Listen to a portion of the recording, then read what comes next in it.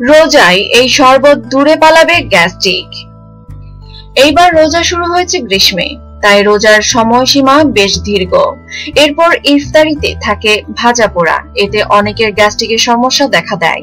গ্যাস্ট্রিকের সমস্যা দূর করতে আপনি ভরসা রাখতে পারেন লেবু আদা শরবতের উপর।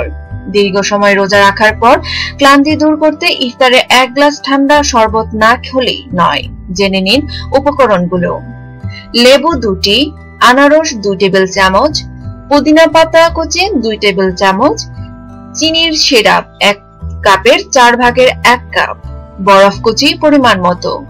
প্রণালী: একটি পাত্রে 2 টুকরো লেবু চিপে সিরাপ দিয়ে শরবত তৈরি করে নিন। আদা কিউব করে কেটে ব্লেন্ড করে নিন অথবা বাটুনি দিয়ে থেতলিয়ে নিন। এরপর আদা ছেঁকে পানি আলাদা করে রাখুন। সিরাপ দেওয়া লেবুর পানির সাথে আদার পানি মিশান।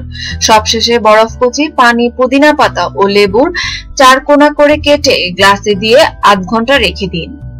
আদার গুণ: আদা পানি এই রোজায় গ্যাসের সমস্যা দূর করে। দীর্ঘ সময় রোজা রাখার ফলে হাত পা ব্যথা হয়। আদার পানি শরীরে ব্যথা কমাতে সাহায্য করে। এছাড়া ক্যান্সার, বমি বমি ভাব, রক্তচাপ কমাতেও আদার পানি সাহায্য করে।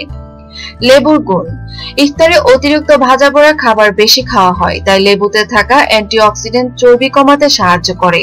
অনেক সময় অতিরিক্ত গরম আর বৃষ্টির জন্য ঠান্ডা হতে পারে, তাই এই সময় লেবুর আদা শরবত শরীরকে রাখে ঠান্ডা।